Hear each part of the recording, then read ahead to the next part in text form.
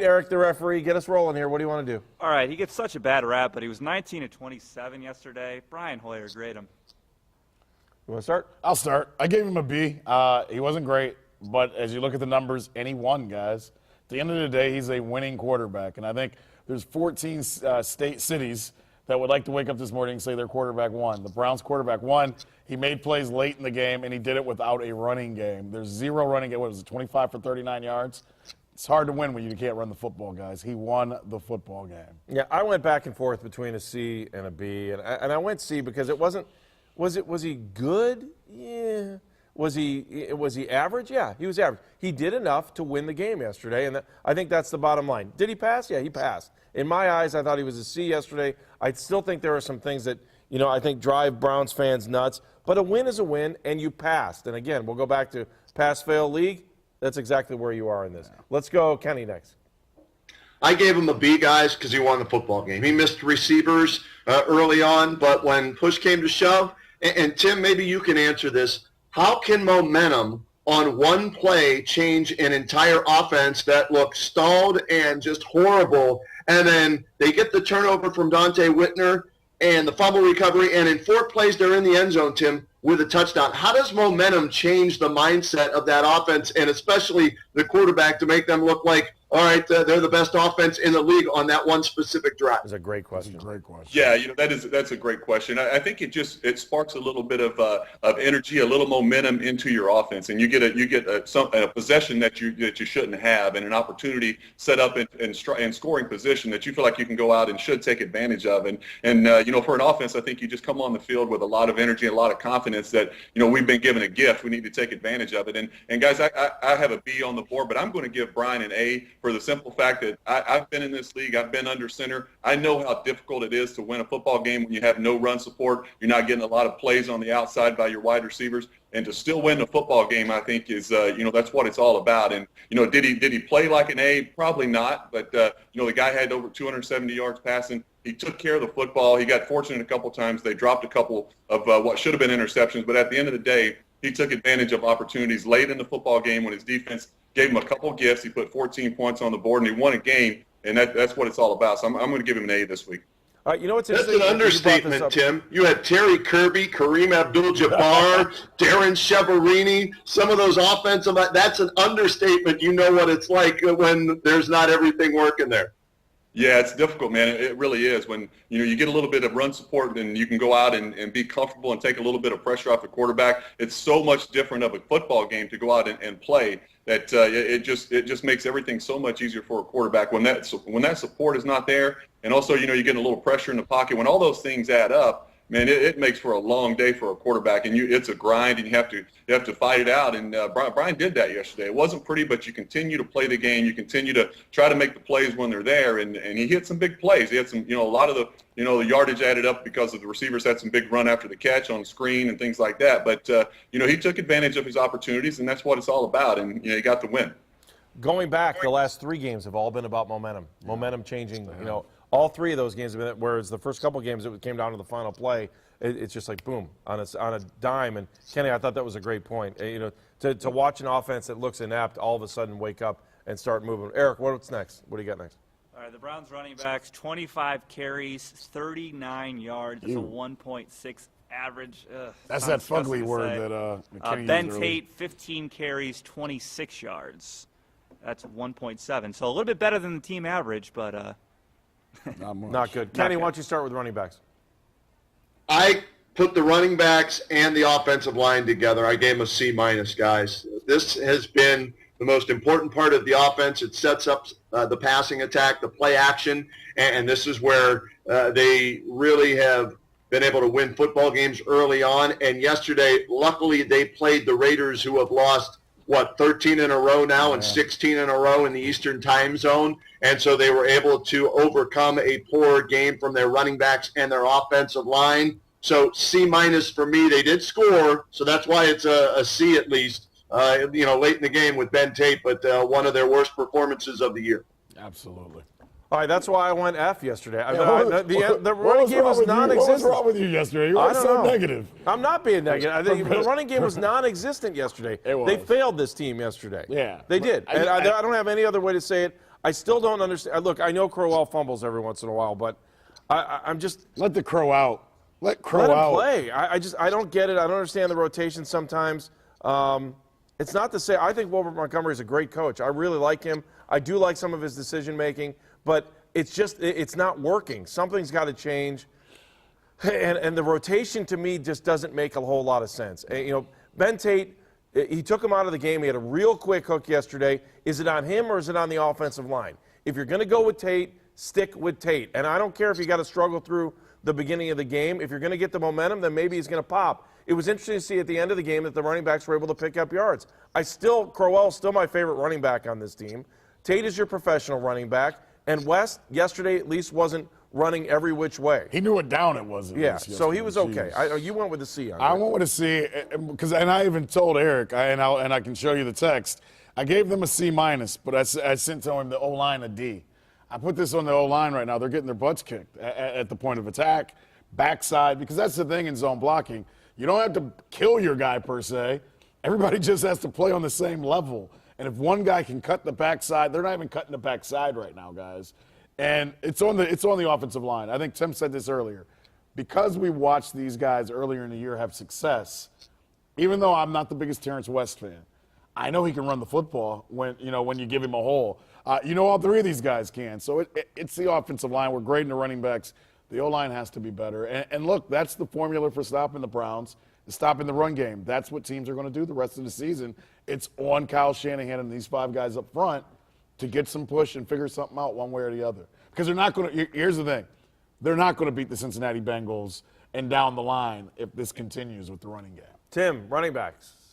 I gave him a C. It was a struggle. I probably should have graded him lower than that, but I put the offensive line in there just like you guys do as well. And it's been a struggle the last couple of weeks on the offensive line. But this team has to fix the running game, whatever they have to do to fix it. You're not going to be able to win games in this division without a running game, and it's non-existent right now. I feel confident in the backs. I just think we need to maybe change up the scheme a little bit as far as like we talked about earlier. Maybe come out throwing the football, take a little pressure off that running game, because right now we're coming out early in the games, especially on early downs, and relying on this running game to get the offense going.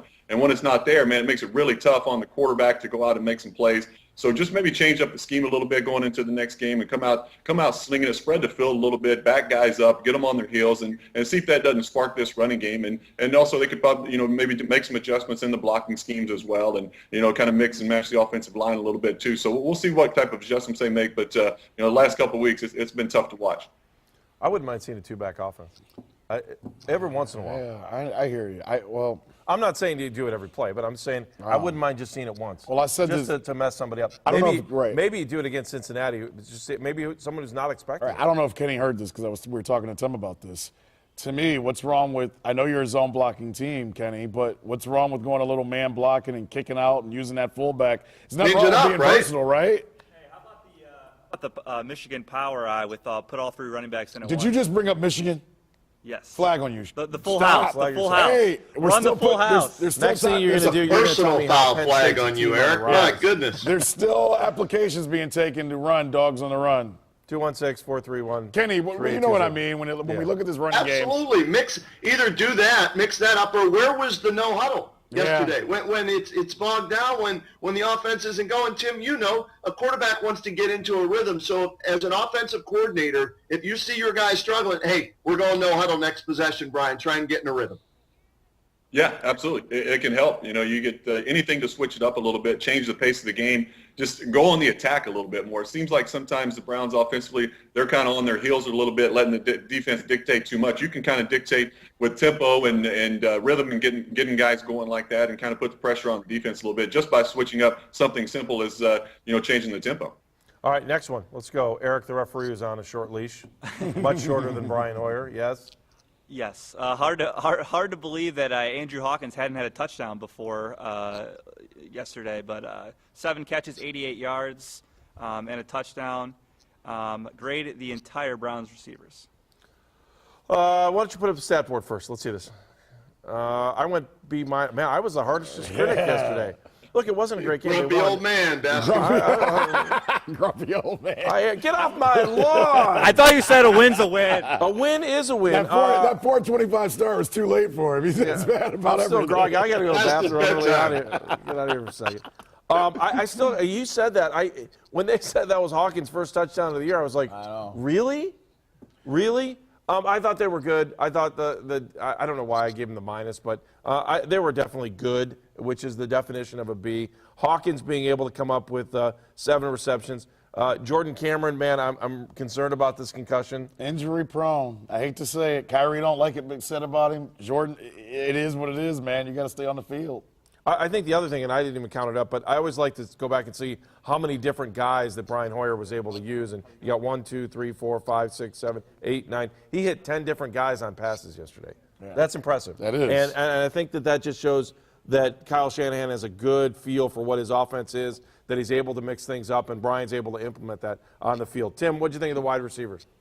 I thought they were okay. I probably graded them a little too harsh on this. I gave them a C, but I kind of went overall. I thought Hawkins was outstanding in the football game, but overall, I just don't see a whole lot of playmakers out there. Not a lot of things that you can do. Not a lot of receivers that you can trust. I should say, as Hoyer comes to the line of scrimmage, he sees man coverage. There's really not a lot of guys you feel that can go out and win in those one-on-one situations. A lot of the yardage came yesterday, guys, on run after the catch on very short passes that it was as a result of some good blocking downfield. There wasn't a whole lot of just winning one-on-one matchups and just beating guys on routes. So I gave them a C for this one, and they're going to have to get the support of that running game, and hopefully they can bring the big plays with the play action back into the offense.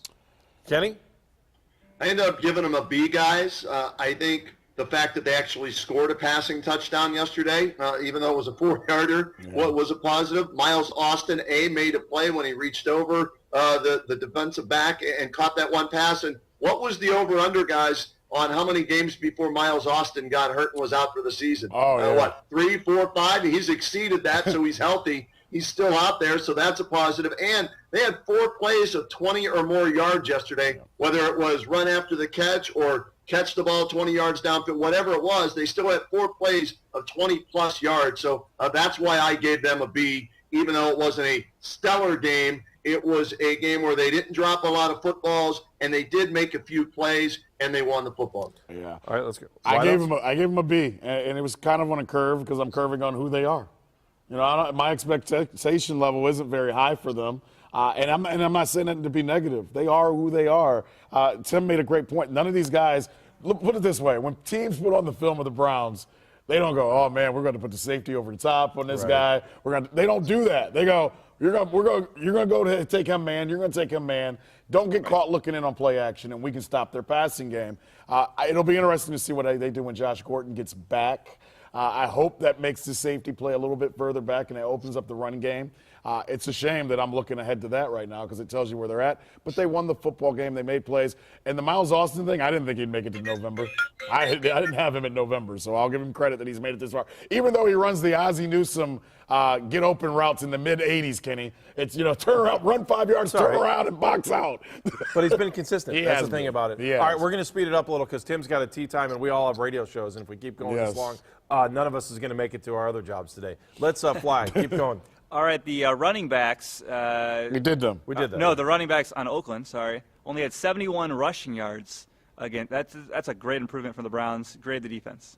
And 3 turnovers, too. Grade the defense. Go ahead. Quick. Do your grade and go one line. A-. Kruger's playing like the guy they paid. Joe Hayden made plays like the guy he's paid. And Dante Whitner, you made a play for the reason they brought you here. That's A- to me. It's an A for me. Defense is the reason they won yesterday's game. And the defense has been there since the second half of the Tennessee game. They've played a lot better than we expected. Not expected, but they played a lot better since that second half of the Tennessee game. Tim, defense.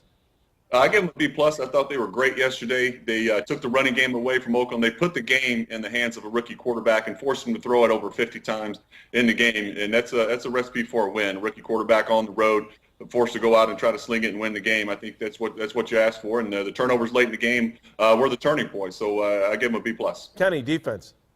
I gave him an A-, guys. 4 sacks, created 3 turnovers, 17 points off those 3 turnovers. It's a bend but don't break defense, and they're getting away with that now against lesser teams. I don't know if that'll fly against the Cincinnatis and the Baltimores and the Colts down the road, but for yesterday, A-. All right, we have what, 2 more or 1 more category? What do you want One to do? more, it's an audible. Okay. Week 8, grade your first half MVP for the Browns. Who's your first half MVP? Good question. Oh man, that's Tim. Go ahead. It's got to be. gotta be Brian Brian Hoyer. Hoyer. It has to be because he has done this with an offensive line that's been depleted, a wide receiving core that no one had any trust in the beginning of the season, and a running back crew that's still trying to figure themselves out. Anyone that wants to rip Brian Hoyer, and you said it before, go back to last year when he got hurt. How many games did they win after he got hurt? Hoyer is creating wins. They may not be beautiful, but he is creating wins for this team. That's how the league works. When your team wins, the quarterback gets too much praise. When they lose, he gets too much credit. He gets beat up for it. MVP for me is Hoyer. I know that he's not perfect, but he's the guy that's winning games. Kenny. Brian Hoyer, 10 starts, 7-3 as the starting quarterback for the Cleveland Browns over 2 seasons, and he has put to bed, questions about Johnny Manziel and whether or not he should be the starter through the first 7 games. They're over 500. They're in the division race. It's on the quarterback, the most important position in all of sports. Yep. Tim. Brian Hoyer for me too, guys. I've talked about him all season long, how impressed I've been with him. I think he's played at a very high level. He's had 1 bad game against Jacksonville. Not his best game yesterday, but played well enough to win. I think he's been outstanding, playing at a very high level. I think he's been a good decision maker. He's accurate. He's a leader, and he wins football games, and that's what it's all about. All right, Tim, we're going to let you go. What time is your tea time? 10 o'clock. Oh, man, he's going to take a nap. He's hanging out. He's going to go. I got to get there and warm up, man. I got to fix this swing. It's been a while since I've been on the course. Oh, my bad. All right. Enjoy it, brother. Have fun and appreciate it. It was nice seeing you place down there in Florida. Thank you. Appreciate it, guys.